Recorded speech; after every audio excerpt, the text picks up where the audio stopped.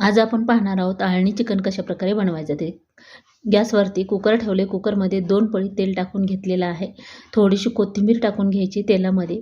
अद्रक लसणची पेस्ट अर्धा चमचा, पाव चमचा हळदी पावडर, अर्धा चमचा मीठ टाकून छान परतून घ्यायचं आहे.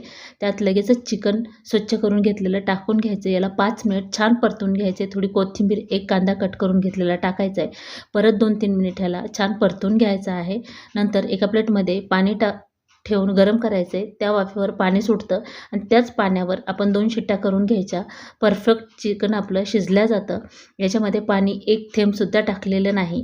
तर अशा प्रकारे तुम्हीही नक्की ट्राय करा आणि अळणी चिकनची रेसिपी तुम्हाला कशी वाटली ते नक्की कमेंट करून सांगा.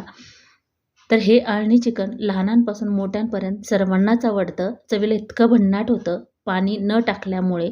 तर अशा प्रकारे ट्राय करून मला कमेंटमध्ये सांगायला बिलकुल विसरू नका. धन्यवाद.